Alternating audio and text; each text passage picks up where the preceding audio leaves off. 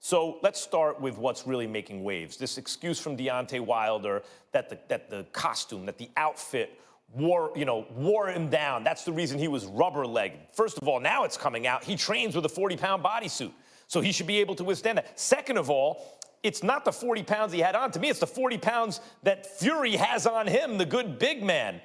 And finally, this idea that he's using that as an excuse when he does have some legitimate excuses. Hey, I got caught in the back of the head. That messed up my equilibrium. Andre, this excuse is such a bad look. Someone put together something from Coming to America where they dubbed, I retweeted it, where they redubbed the whole, Joe Louis was 137 years old when he fought Rocky Marciano to say, Tyson Fury kicked his you-know-what. Yeah. Deontay Wilder had a 450-pound bodysuit when he came in. That bodysuit weighed 500 pounds. Like, why would he come up with this of all excuses? Why? I mean, he's got to grab something, right? I just don't think that was the right thing to grab. And I heard somebody say that this is probably a good time for Wilder to fall back, go on vacation, just take time to think and process and not do interviews, because he may say things now that later down the road he regrets. You're right. It wasn't the 40-pound suit that he had on coming to the ring. That may have been a reason why his legs weren't there, but it wasn't the reason. I think it was the 273 pounds of flesh that Tyson Fury had on him that wore Deontay down, as well as the punches and everything else he had to deal with. This is the thing: when you train hard and you're in tip-top shape, you push yourself every day to exhaustion, and then you teach yourself to recover. Like if you're in tip-top shape, I'm talking like heavyweight, biggest fight of my life type of shape. I've trained like a Spartan for 10 weeks. You push yourself to a point every day, and then your body learns to recover. So in between rounds, after 30 and 45 seconds, you should be able to get off that stool, no matter how hard the previous round was, and go out there and do what you have to do. The suit may have affected him to a degree, but it should not have affected him or had an outcome on the fight, and I just don't think that that's accurate. I want to be very clear about this, though, because a couple times I've probably slipped out and said, oh, he can't box. I think Deontay boxes better than giving credit for, actually.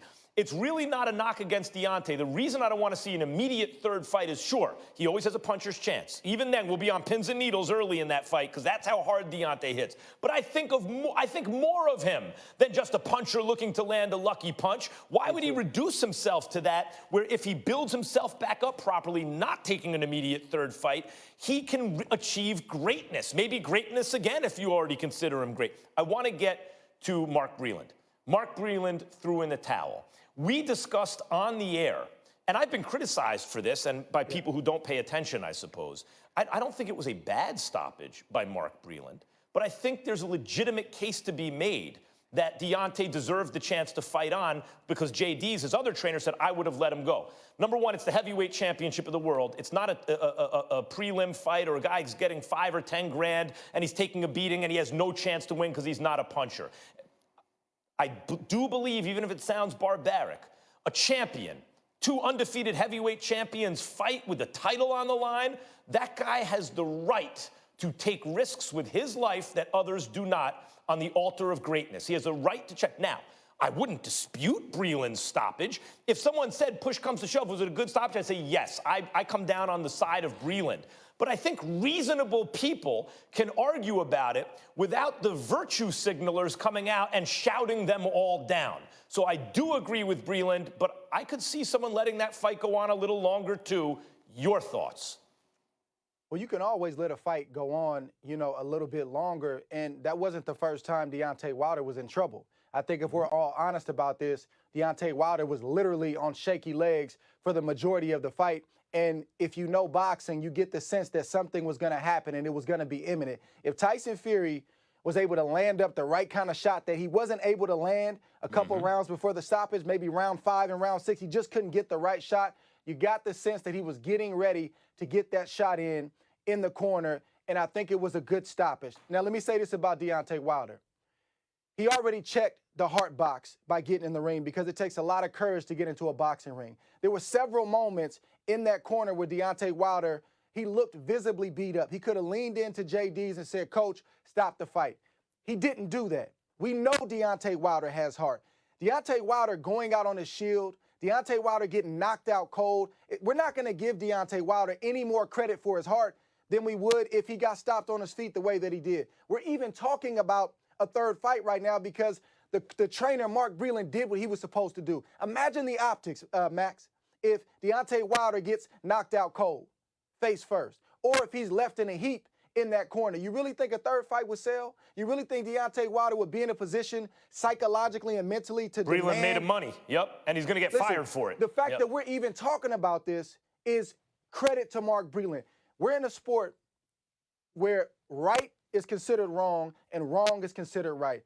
Mark Breland had more credibility in that corner and on that team than anybody else. He had been knocked out before. He's taken losses before. And we keep talking about Deontay Wilder going out on a shield. I guarantee you, if you talk to the former fighters who actually went out on their shields, talk to them 5 years down the road, talk to them 10 years down the road. Yeah, didn't need those last couple shots, did they? I guarantee you, Max, they're not talking the same talk.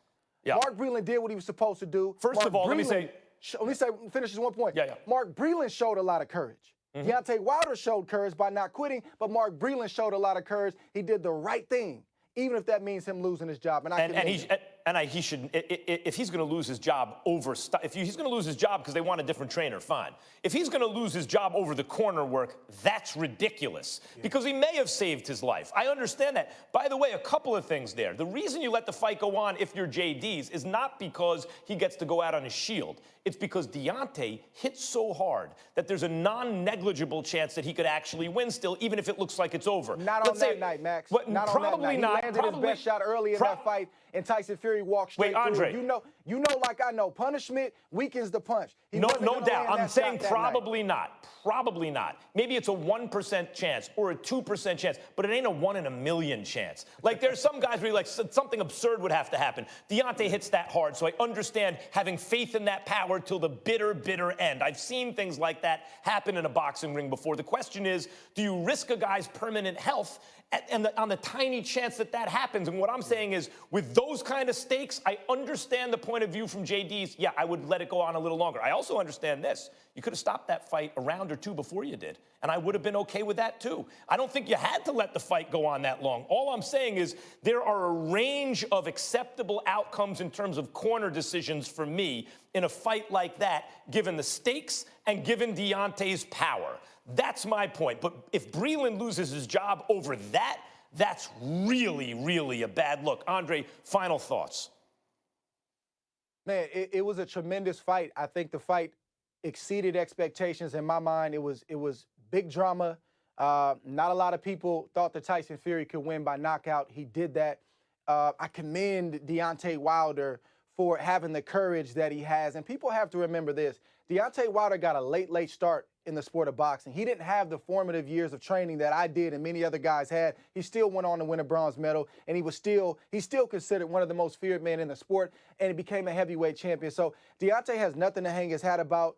He showed a lot of heart. He's a lot better boxer, like you said, than people give him credit for. He has a gift. He knows how to use it. I just commend both guys for just having the spirit of the guys who went before them in years past, just to risk it all. And when you risk it all, somebody's got to lose. Deontay lost this time. He's saying he wants the rematch. I look forward to a third fight if they have one. But I just want to take my hat off to both guys for what they did for the sport and just what they've done for the guys who are coming behind them. They can point to somebody in modern day and say, man, these guys risked it all. I'm gonna rattle the cage of the next best guy in my division and see where things fall. So that's right. Hats off to both those guys. Scared fighters don't do this, or managers really. Most fighters aren't scared like the people who handle them. Don't do this because they risk failure. But yes. Deontay Wilder achieved greatness because he was not afraid to fail. Hats off to him. Hats off to Tyson Fury. Hats off to you, Andre Ward. Thanks for weighing in as always. Anytime.